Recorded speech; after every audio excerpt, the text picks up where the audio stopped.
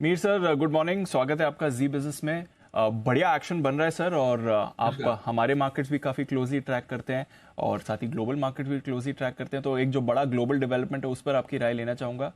US का inflation data 25-26 महीने के लोएस्ट लेवल पर आ गया है। आज शाम फेड की पॉलिसी भी है। कंसेंसस भी है कि शायद इस बार पॉज हो सकता है। तो जरा इस पर अपनी राय दें सर, और क्या ये पॉज थोड़ा लंबा रहेगा या फिर अगली पॉलिसी में अभी भी डर है कि फिर से रेट बढ़ेंगे? मेरे ख्याल से आपने जैसे कहा कि ये पॉलिसी में एक पॉज हो सकता है। सो आज शायद रेट्स ना बढ़ाएं, लेकिन नेक्स्ट पॉलिसी में रेट बढ़ाने के चांसेस अभी भी हैं, क्योंकि हेडलाइन इन्फ्लेशन जो कम आई है वो अच्छी बात है। लेकिन जो कोर इन्फ्लेशन वहां पे जो देखते हैं वो अभी भी एलिवेटेड लेवल्स पे है, तो उसमें सरप्राइज अभी भी थोड़ा नेगेटिव ही था। तो मेरे ख्याल से Fed will stay the course, और जिस तरह से एक्सपेक्टेड है कि ये महीने में पॉज करेंगे और अगले महीने में फिर जाके हाइक एक आ सकती है। मेरे ख्याल से वही ट्रेजेक्टरी रहनी चाहिए। ओके, तो शायद इस बार पॉज होगा बट अभी भी हाइक की संभावना है। तो ये जो ग्लोबल स्लोडाउन का डर है, बात चल रही है क्योंकि 5% रेट्स ऑलरेडी पिछली 10 पॉलिसी में फेड बढ़ा चुका है।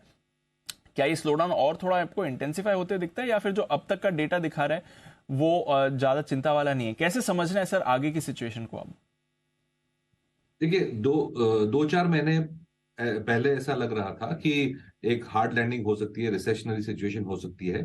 लेकिन अब जिस तरह से डेटा अभी भी कंजम्पशन वगैरह का डेटा यूएस यूरोप से ठीक आ रहा है, तो ऐसा लगता है कि स्लो डाउन होगी लेकिन रिसेशन शायद ना हो। एक सॉफ्ट लैंडिंग का सिचुएशन लग रहा है as of now.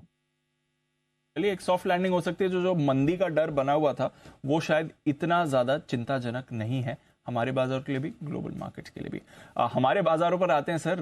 Global picture तो खैर जैसे भी है, पिछले कुछ महीनों से, स्पेशली लास्ट ऑलमोस्ट 3 महीनों से हमारे बाजार में जबरदस्त रिबाउंड आते हुए दिखा है। क्या कुछ फैक्टर्स हैं सर जो इस रिकवरी, इस रैली में कंट्रीब्यूट कर रहे हैं, और आगे को लेकर इस हमारे बाजार पर क्या आउटलुक है आपका?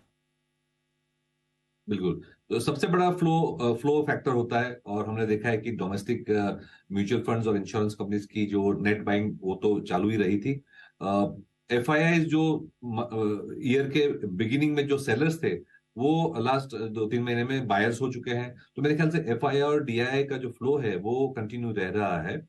और 2022 के एंड में एक वेव बना था ग्लोबल इन्वेस्टर्स का कि चाइना ने बहुत ज्यादा अंडर परफॉर्म किया था, तो थोड़ा पैसा शायद चाइना में जा रहा था।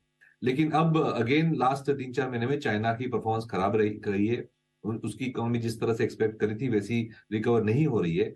तो वो पैसा मेरे ख्याल से वापस इंडिया की ओर ही आ रहा है, और वो मेरे ख्याल से जल्दी शायद चाइना वापस नहीं जाएगा।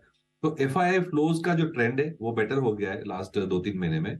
डोमेस्टिक फ्लोज तो पहले से ही अच्छे थे, तो ये एक फ्लोज की बात रही। सेंटीमेंट वाइज मिक्स्ड सिग्नल्स हैं। कंजम्पशन, जो रूरल कंजम्पशन अच्छी हो रही थी वो शायद अब थोड़े मिक्स सिग्नल्स आ रहे हैं। अर्बन कंजम्पशन में भी जो रिकवरी है वो इतनी इतनी शार्प नहीं है। तो कंजम्पशन जो हम होप कर रहे हैं उसमें अभी भी 1-2 महीने डेटा पॉइंट्स देख के हम व्यू बनाएंगे। एज ऑफ नाउ ऐसे कोई ज्यादा तेजी या ज्यादा मंदी के डोमेस्टिक कंजम्पशन में सिग्नल्स नहीं है। डोमेस्टिक जो इन्वेस्टमेंट्स है वो बहुत अच्छा कर रही है। कैपिटल गुड्स, कंस्ट्रक्शन, डिफेंस, वहां पे ऑर्डर बुक्स अच्छी आ रही हैं। प्राइवेट सेक्टर भी धीरे धीरे करके इन्वेस्ट करना शुरू किया है। तो एक लोकल माहौल जो है वो ग्लोबल माहौल से थोड़ा बेटर है। तो हमारा जो पोर्टफोलियो है वो भी हम इसी तरह से डिजाइन कर रहे हैं। तो लोकल माहौल ज़्यादा बेटर है और लोकल पर फोकस भी ज़्यादा बन रहा है। सर, कंजम्पशन की आपने बात करी, थोड़ा डोमेस्टिक कंजम्पशन के बारे में आपसे और राय लेना चाहूँगा। बढ़िया कमेंट्री आ रही है। आज हम देख रहे हैं, just to mention, Tata consumer की तरफ से फॉर इंस्टेंस आगे का आउटलुक बढ़िया आया है। एचयूएल में फोकस रहा है रिसेंटली। बाकी एफएमसीजी कंपनीज का अच्छा आउटलुक था। अर्निंग्स में हमने देखा पेंट कंपनीज की वॉल्यूम ग्रोथ बहुत शानदार आती हुई दिखी थी। क्या कुछ इंटरेस्टिंग स्टोरीज विद इन आपको कंजम्पशन में आती हुई दिख रही हैं सर? तो कंजम्पशन में बहुत सारे सेगमेंट्स हैं। एक तो स्टेपल्स वाले हैं जो स्मॉल टिकट है, फास्ट मूविंग कंज्यूमर आइटम्स हैं। दूसरी एक बिग टिकट आइटम्स में autos, cars, two wheelers, motorcycles वगैरह आ जाती है। और देन ऑफ कोर्स जो पेंट्स है, डिस्क्रेशनरी है, रेस्टोरेंट्स है, ईटिंग आउट वगैरह, होटल्स हैं, वो भी सारा बड़ा जो रेंज है ये सारा कंज्यूमर में आ जाता है। तो अगर सेगमेंट बाय सेगमेंट देखें तो एफएमसीजी जो एक इंपॉर्टेंट सेगमेंट है उसमें पिछले साल हमने देखा था कि मार्जिन प्रेशर काफी थे, क्योंकि रॉ मटेरियल फूड और नॉन फूड प्राइसेस काफी बढ़ रहे थे, तो उनके मार्जिन पे इम्पैक्ट आया था, और रूरल इकोनॉमी इतना अच्छा नहीं कर रही थी, तो वॉल्यूम से भी इफेक्ट आ रहा है। अब ऐसा लग रहा है कि जो मार्जिन्स हैं वो शायद थोड़े बेटर होंगे, क्योंकि रॉ मटेरियल्स के प्राइसेस नीचे आ रहे हैं, जैसे हमने डिस्कस किया, इन्फ्लेशन ओवरऑल नीचे आ रहा है ग्लोबली, तो रॉ मटेरियल प्राइसेस थोड़े ईज आउट हो रहे हैं। और अगर थोड़ी रूरल ट्रैक्शन हमें दिख जाए, रूरल में अच्छी डिमांड दिख जाए, तो ये सेगमेंट जिसने अंडर परफॉर्म किया है, काफी काफी टाइम से अंडर परफॉर्म किया है, तो वो हमें एक रिकवरी दिखा सकता है। तो ये बात हुई एफएमसीजी की। ऑटोज में हमने देखा था कि पिछले साल चिप शॉर्टेज थी, वो सब इश्यूज थे, तो लास्ट 6-7 महीने में है एक पेंटअप डिमांड हमने देखी, अच्छी रिकवरी देखी कार्स वगैरह में, और कार्स में शायद ट्रैक्शन थोड़ा बेटर भी है। टू व्हीलर्स रूरल जो ओरिएंटेड है, उसमें इतनी रिकवरी नहीं दिख रही थी। वहां भी ऐसा लग रहा है कि शायद बॉटम आउट हो चुका है, और धीरे धीरे करके रूरल टू व्हीलर जो मार्केट है उसमें भी थोड़ी रिकवरी आ सकती है। तो ये I think segment by segment अगर देखें, तो कोई सेगमेंट्स अच्छे कर रहे हैं, कोई सेगमेंट्स में थोड़े मिक्स सिग्नल्स हैं। फॉर एग्जांपल अर्बन हम देखें तो ईटिंग आउट है, क्विक सर्विस रेस्टोरेंट्स है, वहां पे रिकवरी इतनी अच्छी नहीं आ रही है, शायद इन्फ्लेशन वहां अभी भी ये कर रहा है, हिट कर रहा है। तो एक मिक्स बैग है, लेकिन हम बेसिकली बेस केस ये चल रहा है कि मानसून के बाद जो नॉर्मली अपनी बिजी सीजन आती है, उसमें एक बेस इफेक्ट लेके रूरल कंजम्पशन, अर्बन कंजम्पशन धीरे धीरे करके रिकवर होगी। ओके, तो रूरल और अर्बन दोनों में कंजम्पशन में और रिकवरी दिख रही है। ऑटोज पर तो रखनी है नजर, एफएमसीजी भी एक्शन में है और यहाँ पर मूवमेंट भी अच्छा दिख रहा है। सर, बैंक्स नंबर्स तो शानदार थे पिछले क्वार्टर के, प्रोविजंस कम हुए हैं, एसेट क्वालिटी सुधरा है, निम्स में एक्सपेंशन हुआ है। क्या ये बेस्ट एवर परफॉर्मेंस थी बैंक्स की? आगे जाकर भी ये मेंटेन कर पाएंगे या थोड़ा स्ट्रगल रहेगा इस मोमेंटम को कंटिन्यू रखना? आप क्या फील करते हैं? ये तो ऑलमोस्ट गोल्डन पीरियड चल रहा है बैंक्स का, जहाँ पे लोन क्रेडिट ग्रोथ भी आ रही है, एनपीएस की भी कोई इश्यू नहीं है, और पिछले 5-6 साल में बैंक्स ने कोई ऐसे बड़े कॉर्पोरेट लेंडिंग्स भी नहीं किए हैं जहाँ पे बड़े इश्यूज आ सकते हैं। तो एक अच्छा माहौल है बैंक्स के लिए। हमें भी नहीं लग रहा है कि नेक्स्ट 2-3 क्वार्टर्स के लिए कोई एनपीए के, एसेट क्वालिटी के इश्यूज आएंगे।